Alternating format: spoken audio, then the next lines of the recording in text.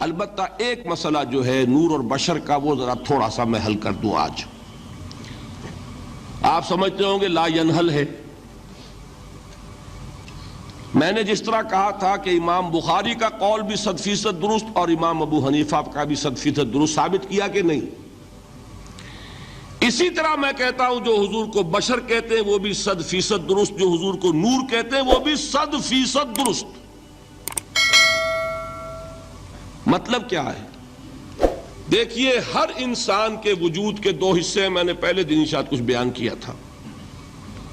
ایک خاکی وجود، اور اینیمل بینگ جو حیوان ہے ہمارا. ایک وہ روح ربانی جو اس میں پھونکی گئی. آدم میں جب وہ روح پھونکی گئی تب وہ مسجود ملائک بنے. فَإِذَا سَوَّيْتُهُ وَنَفَخْتُ فِيهِ مِن رُوحِي فَقَعُوا لَهُ سَاجِدِينَ. دو جگہ آئے تھے قرآن مجید میں ایک شوشے کے فرق کے بغیر، سورہ حجر اور سورہ صاد. جب میں اس کو پوری طرح تیار کر لوں اور اس میں اپنی روح میں سے پھونک دوں تو گر پڑنا اس کے سامنے سجدے میں. ہمارا جو خاکی وجود ہے وہ ظلمانی ہے، اور جو ہمارا روحانی وجود ہے وہ نورانی ہے. اس کی نسبت کس سے ہے؟ اللہ سے. بات سمجھ میں آئی؟ لیکن ہم نے اپنے اس نورانی وجود کو اپنے خاکی ظلمانی وجود میں دفن کیا ہوا ہے.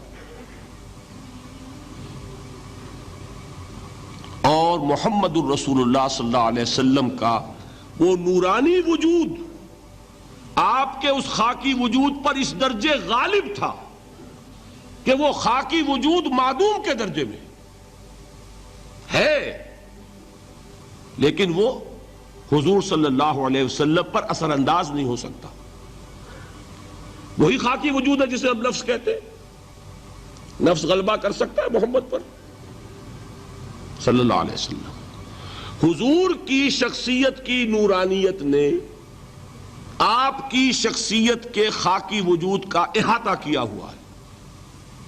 ہماری شخصیت کی ظلمانیت نے ہماری اس نورانیت کو گل کیا ہوا ہے، دفن کیا ہوا ہے، چھپایا ہوا ہے. بس یہ فرق ہے. انہیں آپ کہہ لیں نور، صحیح ہے، ان کی نورانیت غالب ہے. یہی بات ہے جو حضور نے اس طرح سمجھائی. دیکھو ہر انسان کے ساتھ ایک شیطان ہوتا ہے. اب کسی صحابی نے بڑی جرت سے کام لیا، پوچھ لیا حضور کہ آپ کے ساتھ بھی ہے؟ ہر انسان کے ساتھ جو کہا نا، تو انسان تو ہے آپ بھی، کیونکہ آپ کے ساتھ بھی ہے. آپ نے فرمایا ہے، لیکن میں نے اسے مسلمان کر رکھا. بات ختم ہو گئی. نفی نہیں ہے، وہ میرے تابع ہے، میرا مطیع ہے، مجھے غضب نہیں پہنچا سکتا. ہے تو صحیح، لیکن نہ ہونے کے درجے میں آ گیا کہ نہیں. یہ ہے فرق سارا. اور میں یہاں پہ کوٹ کرنا چاہتا ہوں ایک بہت بڑے بریلوی مکتب فکر کے عالم دین صاحب زادہ، نام میرے ذہن سے ایک دم اتر گیا، فیض الحسن. اللہ تعالیٰ ان کی خطاؤں سے درگزر فرمائے، ان کی مغفرت فرمائے. آپ نے سنا ہوگا نا نام. انہوں نے ایک روز تقریر کی جو میں نے سنی، اور تقریر کہاں کی؟ ساہیوال میں. وہاں کا ایک بہت مشہور چوک ہے، مہاجرین، مسجد مہاجرین کہلاتی ہے، وہاں تقریر تھی ان کی، میں نے سنی. ان کے الفاظ یہ تھے کہ کیا آپ لوگ ہمیں جاہل سمجھتے ہیں؟ کیا ہمیں عربی نہیں آتی؟ کیا ہم نے قرآن نہیں پڑھا جس میں بار بار یہ لکھا ہوا ہے کہ حضور بشر ہیں؟ حضور بشر ہیں، لیکن اصل میں ہم حضور کی بشریت کو نمایاں کرنے کو سوء ادب سمجھتے ہیں. بات سمجھیے آپ نے، اس قدر پیاری بات ہے. انہوں نے کہا کہ آپ کے باپ کا نام کیا ہے؟ عبد الرحمن. آپ عبد الرحمن کہہ کے پکارتے ہیں انہیں؟ ابا جان. ابھی آپ نے وہ آیات سنی، حضرت ابراہیم نے اپنے مشرک باپ کو یا ابت، یا ابت، بڑا پیارا ترجمہ کیا. ابا جان، ابا جان، کیا نام لیں گے؟ آپ کے باپ کا نام ہے، نام نہیں لیتے آپ، کیوں؟ ادب کی وجہ سے۔ اسی وجہ سے ہم در حقیقت حضور کی بشریت کو نمایاں کرنے کو سوء ادب سمجھتے ہیں، ورنہ کوئی ہم جاہل ہیں، ہمیں عربی نہیں آتی، ہم نے قرآن نہیں پڑھا، ہم جانتے ہیں کہ وہ بشر ہے۔ بات سمجھ میں آئی؟ کتنی آسانی سے مسئلہ حل ہوتا، بشرطے کہ نیت حل کرنے کی ہو۔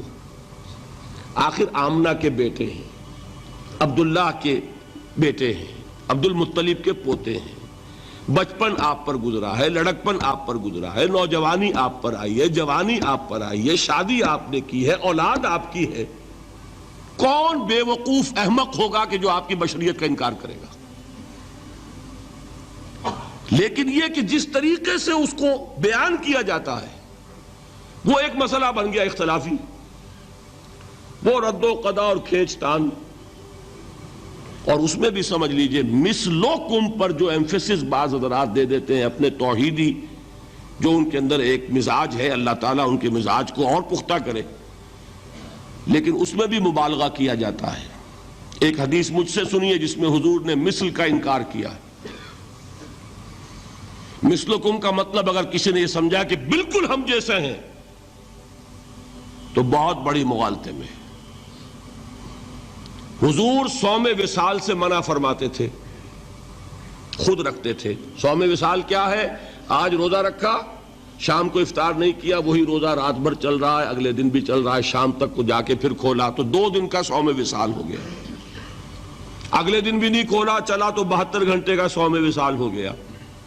یہ کیا ہے؟ صوم وصال۔ خود رکھتے تھے اور صحابہ کو روکا۔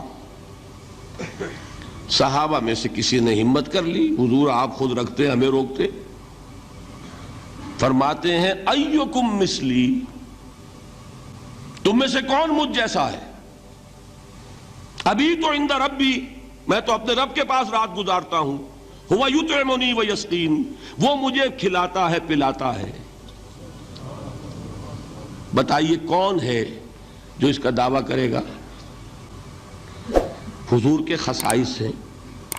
حضور خود فرماتے ہیں تم صرف سامنے سے دیکھتے ہو، میں پیچھے سے بھی دیکھتا ہوں۔ کہاں ہوا وہ مثلیت؟ اگر آپ نے بالکل اپنے جیسا سمجھ لیا تو بڑے مغالطے میں ہیں آپ۔ نبی کا مقام ہے، نبی کا رتبہ ہے، نبی کے خصائص ہیں۔ آپ سو گئے تو آپ کی نیند، آپ کی وضو ٹوٹ گئی اور نبی سو گیا تو کہاں گئی مثلیت پھر؟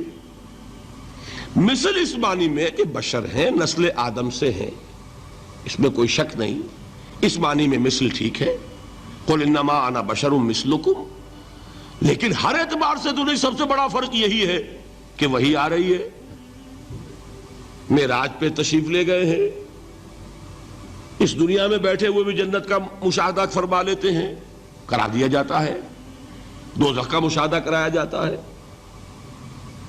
فرشتے کو دیکھ رہے ہیں۔